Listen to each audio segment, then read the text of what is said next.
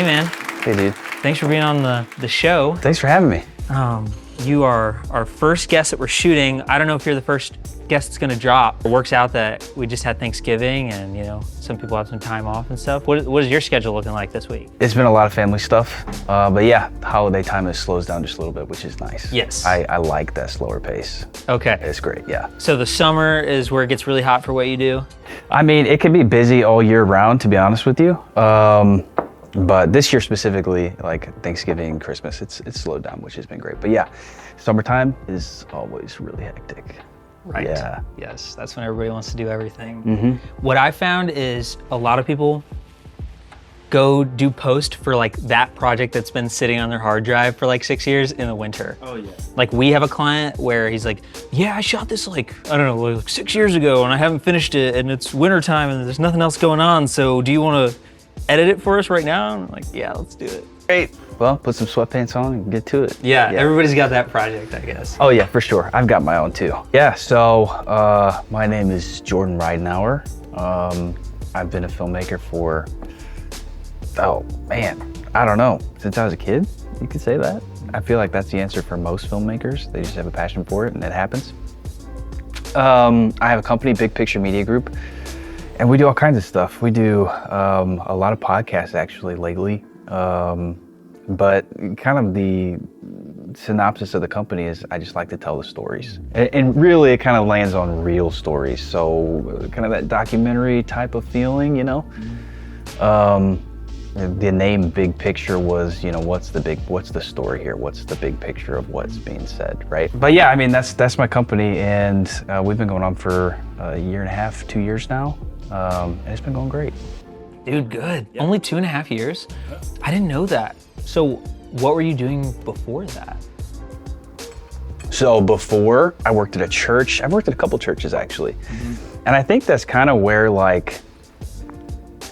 kind of that drive to tell interesting stories, like real stories, because like in the church world, I'm not sure if you're familiar with the church world. Yeah.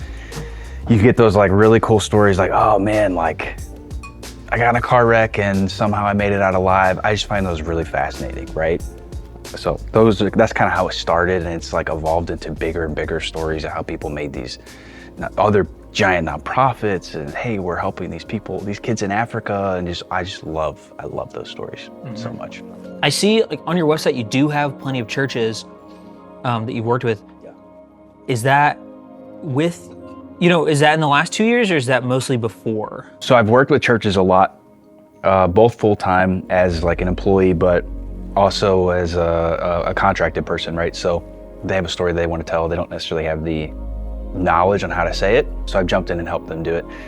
But on the company side now, it's more of a like long-term thing, less on like, here's an individual project. Here's a campaign that we're working on. How can you help us tell the story? So it's a little bit larger in scale, if that makes sense.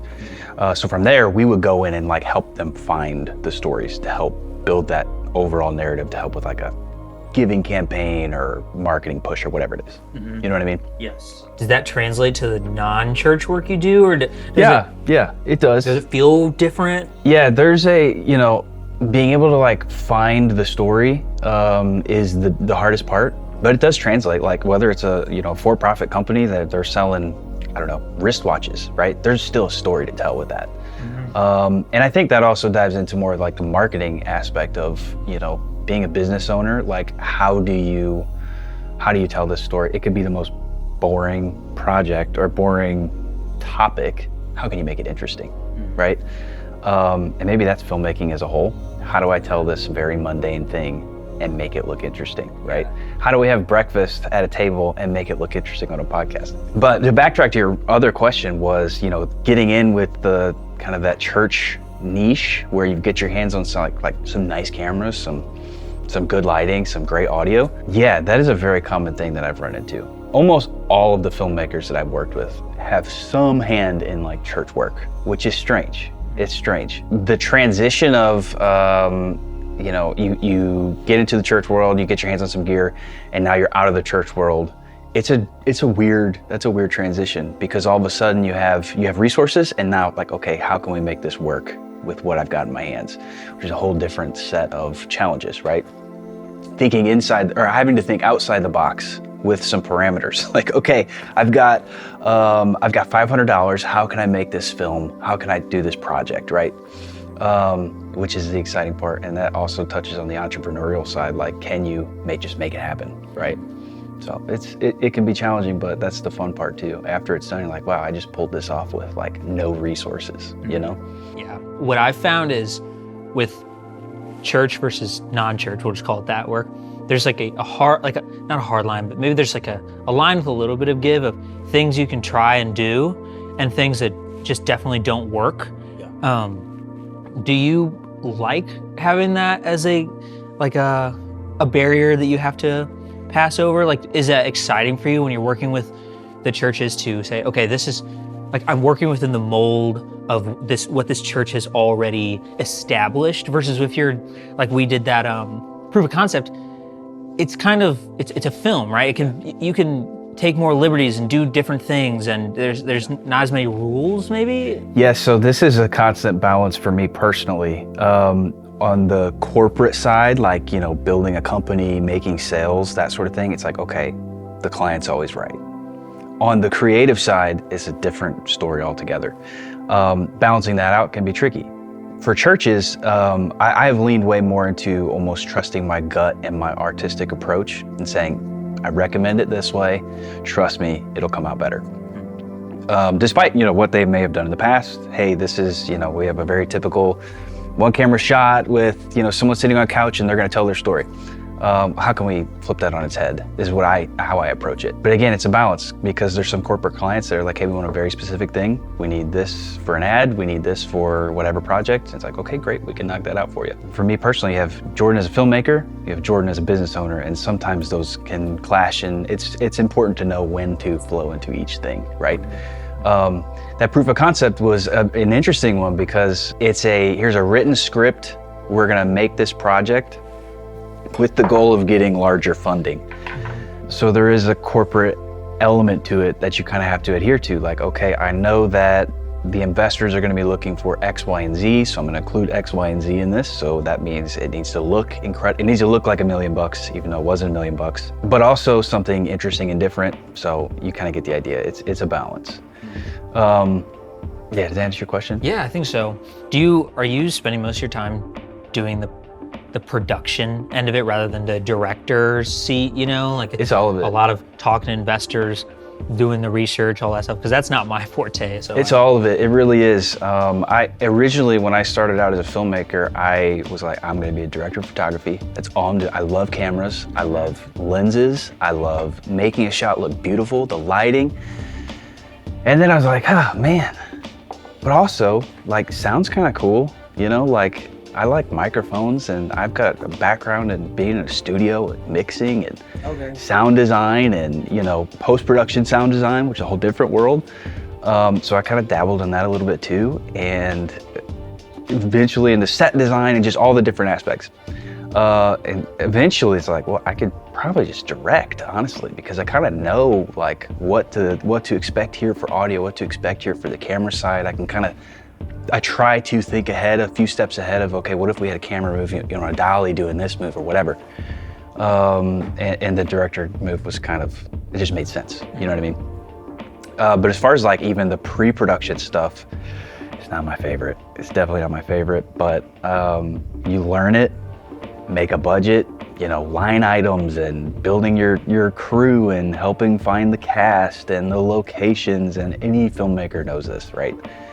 But yeah, so I've tried to become a well-rounded filmmaker who kind of knows, and even in the post-production, like editorial side, I do a lot of editing, both sound design and just cutting films together, and even VFX. Again, I try to be as well-rounded as possible. I figured I'll be more useful as time goes on, the more I learn these things, because when you start doing films at a higher and higher level, you can kind of speak to each aspect of it in some degree, you know? Mm-hmm. Yeah, that's awesome. Sounds like you have like a lot of different talents. And being a director, yeah, you're able to put your hands on a little bit of all of it when you need to. Whereas with what we do is sound, it's like sometimes, because I'm a video editor at Joyce Meyer right now, and it's fun to edit video, but then I'll be editing audio for what we do, and I'm like, I wish I could fix this video thing, but like we're just audio. So it must be fun to kind of be able to do a little bit of everything, take ownership over the project, and like it's your baby. You know? Yeah, over the years, I joke with my wife because I get phone calls just from random people like, hey, Jordan, like, can you help me fix this thing? And it's some random thing, just totally random. Our sound system's not working, can you help us fix it? Like, okay, yeah, did you try this? Or, hey, I'm having this audio problem with this plugin and I just cannot get it to work in Logic. It's like, okay, try this, and it works. Just random things. So it is kind of funny, being a jack of all trades, you do get a lot of phone calls on how to fix some things. Wow, that makes me sound like a whatever. No, that's fun. I bet that keeps it interesting. You're doing different things all the time. That's super cool. So yeah, I was looking at your website and just all the different things you've done. It's like so many different aspects of filmmaking. And then I saw music videos on there too. So that's cool. How did you get into the music video scene? Yeah, I just kind of fell into it, honestly. So it wasn't something I was looking for. Really, the most recent was a friend of mine, Lloyd Nix. He came out with a song and he was like, man, he was talking to me one day. He was like, man, I wish I could just like make this music video. He's like, I wish I had like $1 million and I could just pay somebody to come make it. I was like, bro, I'll help you. And so I made a few calls to some friends of mine and we just got together and shot a music video on an Alexa Mini LF. It didn't take much. The crew's like, wait a second, we're gonna shoot it on Alexa. Like, yeah, get over here. And so they all showed up. Everybody brought some gear, lighting and extension cords, just the whole thing. And we managed to pull it off with zero budget. Wow. Literally zero budget. Lloyd, he made a call and got, I want to say like 90 or 100 extras at this old church we filmed at. Oh, yeah, it was really cool. We shot it in like an afternoon, and that was it. It was great. I mean, so me personally, and this touches a little bit on the marketing thing we were talking about. I think it's great. It's way more fulfilling to do something like that versus like a giant paid whatever. Me personally. Yeah. Hey guys, let's get together and just make something. Let's make something cool. Kind of have an idea. Let's just kind of see how it shakes out. And you just get some really interesting moments on camera, you know? That music video, I really only had one solid idea. One part of the song, we had the camera kind of tilted up and it was just like a heavy whip down. That was my only idea. Every other idea, for the most part, was from Lloyd, was from Ricky Ross, who was behind the camera on that shoot as our DP. I was like, hey guys, what do you think about this? And he'd give some ideas, like, we should move this around. That's how I am on set. I love hearing what everybody's seeing because I've only got 2 eyes, right? Yeah. Sometimes I got some ideas, but I want to hear what everyone's saying. Sometimes it's a terrible idea. I'm like, I don't think that's gonna work. That's part of it. But sometimes it's like, man, that's good, let's try it, let's go for it. And most of the time we're not even sure, we'll try it and it works out great, ends up in the edit, and then we've got a killer shot, you know? But that's how I am on set. I've always been like that. Like I said, I've got 2 eyes. Everybody else can see stuff too, you know? Yeah, I watched that music video, super cool. The choir in the background, all the people in the seats, I was like, wow, I just assumed that had a budget. So that's impressive. Zero budget. Like to have that many people ready to go is like one of the hardest things, just getting people who will do it. I want to say it took we got that whole thing together in 2 weeks. That could be a stretch, but it was about 2 weeks. I think Lloyd put a post out on social media and just started like calling a bunch of people and they just showed up.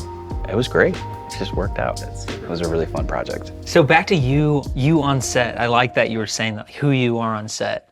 Because I've been thinking about that a lot as we've started. We're about like, what, 3 months old with our company. We're like just starting to put it together, figure out who we are. We're doing, shows like this so we can just get out there, talk to people. We're like, who are we on set? Like they say, the boom mic you choose is who you are as a sound guy. Like that's your brand. And I'm like, no, there's gotta be more than that. It's gotta be, how you talk to people and how good you are at working with other people and not just the exact gear you use, but how are you down to get into the weeds? Is there something that sticks out to you? Like, I know you kind of said it's like your Hawkeyes of, that person might have a good idea. You let people do their thing. How would you describe your voice as a director on set? Well, before we even get to set, I'm pretty intentional about who is on set with me. Josh Harum is one that I've worked with a lot. Any large scale very filmic type project, I'm gonna give him a call first. Yeah. I feel like we mesh really well together on set. Everybody else, like everybody's got a job, you know, everybody's got a thing that they're doing. And at the end of the day, I'm the type that's, if it's done, if it sounds good, for video, if it looks good, I'm good. If you had to do a backflip to do it, even better, you know? Try things, go for it. I'm not the on-set police. I like to get creative and just try strange things, try weird things. So kind of like you're saying, I'm not gonna give you weird looks, right? If you're gonna try something different, like, hey, I don't think this is working. Okay, well, what do you think? You're the pro. You know what I mean? That's kind of how I approach things. What are you focusing on the most while you're on set? Like, I found, okay, it's snowing. It wasn't yesterday when I set this up. I just have to be okay with it not being perfect. How do you find that perfect middle ground of like focusing on the right things and spending your time correctly during your day on set? I had a transitional moment as a professional a while back, and at first, when I first started out, I was very concerned about the technical, very concerned about the lighting, how, like, what angle is it perfect, the intensity, the camera, everything like had to be picture perfect. To the point where it was a detriment to the actual content that you were capturing, right? And so that transition happened where all of a sudden I'm less concerned about the minor details. And maybe it's helpful having a little bit of background in post-production, knowing how much you can fix. I'm way more concerned about what's the story. Like, are we continuing the story? Does it make sense? Can I put this scene that we just shot in front of the last scene? Can I put, you know, how can I rearrange this? So I'm more concerned about, are we getting meaty content? You know what I mean? And that goes for like film, that goes for podcasting, that goes for interviews, that goes for whatever it is. I'm constantly more focused on the story and less on the technical. And that goes to say too, that's why I'm also kind of particular about who I have on set too, because I don't want some jabroni who's just gonna, like, you know, screw something up that's real basic. Yeah. But yeah, I'm always focusing on the story at this point. I really try not to think of like the budget and like the schedule, but I'm there too. Like, yeah. you also have to do that. But that's where the producers come in, the line producers, and you know, people who are assigned to that role. But I'm always thinking about the story. That's really what it comes down to. And most of the time I'm thinking about the edit during the filming, which can get just confusing. Like, in my mind, I'm just like, well, hold on a second. I think this can work. Like, he just said a bit there, and maybe I can move it to the front, or maybe we can leave with that segment, or if it's an interview. Yeah, I'm visualizing the edit while we're filming most of the time. Sometimes I get sucked into really pretty footage, and I'm like, oh my gosh, this just looks amazing. I don't care about the story. This looks incredible. Yeah, I love that feeling. But then you're like, wait, okay, yeah, back right. to it. Focus. Hold on. Back up. Yep. Yeah. If you have 5 people on set, everybody should be talking, for sure. Mm-hmm. There's no reason for, you know, super disconnected departments. But I think it's all scale. If you have 100 people on set, yeah, okay. Let's gonna delegate. Here's our director of audio. He's gonna lead this entire team. DP, okay, you've got your handful of guys with you. You're focused on your crew. The directors are talking to whoever's running the show, executive producers, director, whatever. It's a scale thing, in my opinion. But yeah, collaboration, that's super important too, because like there's your sound guy, but you also see the camera angles. Maybe you've got an idea. Maybe you feel like, hey, you know, I just thought of this. Like, what if we throw this camera like inside this plant? Just, you know, some random ideas. But again, that's how I am on set. I'm very collaborative. My ideas are never like my way or the highway. I'm not much of like a dictator director, you know? But yeah, collaboration is like the biggest thing. Everybody's a creative on set, you know what I mean? Yeah. Everybody's been doing it. We have a passion for making really cool things in camera. It would be a detriment to the project not to tap into that. Okay, yeah, yes. Everybody's got something to bring to the table no matter what they're doing. Exactly. We're all here for a reason. Yeah. I like that. That's just what I've been going back and forth on. Like, do I just do my job and get out of there, or you know, do I dig in a little bit? So. And I think that's also just like, what's your relationship to the director, right? Like, do you guys know each other? Have you worked in the past? If it's just kind of like a cold, okay, we just showed up, we just got randomly asked to be here, That in that instance, it's almost like, okay, I'm just gonna kind of stay in my lane, do what I'm asked, and just make sure we nail this. Versus, you know, somebody you've worked with a long time, it's like, hey, maybe we should try this. This might be kind of cool. Or hey, I had an idea. Does that make sense? Yeah. Oh, totally. No, that makes a lot of sense. It makes me feel better too. That, you know, it just depends. It just depends, and that's okay. It's not gonna be the same every time. What is your favorite like world building cinematic type film? Interstellar. Interstellar. By far. Okay. By far. So you like Interstellar over like the Star Wars Dune, that kind of stuff? I like Dune, but it's too recent. I mean, Interstellar's been out for what? I don't know, going on 10 years? 10 years? Oh. Yeah, I love Interstellar. Weirdly, the soundtrack is what pulled me in first. Oh, nice. The visuals are, I mean, Christopher Nolan's amazing. Yeah. Yeah, Interstellar for sure. That'd be considered world building, right? That's sci-fi. I'm gonna put it in that category. Yeah, sure. Yeah. It fits. It answers the question.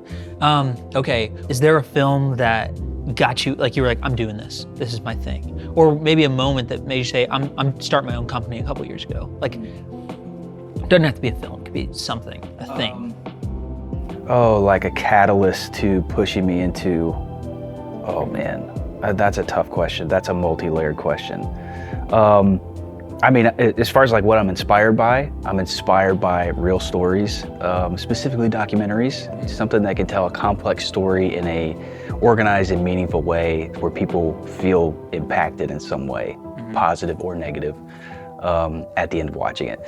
That's all, I mean, I draw inspiration so much from that. Is there a documentary that comes to mind? It's like, that's the one, that's like, that is how you do a documentary. Oh man, a single documentary, I don't know if I could even speak to one specifically.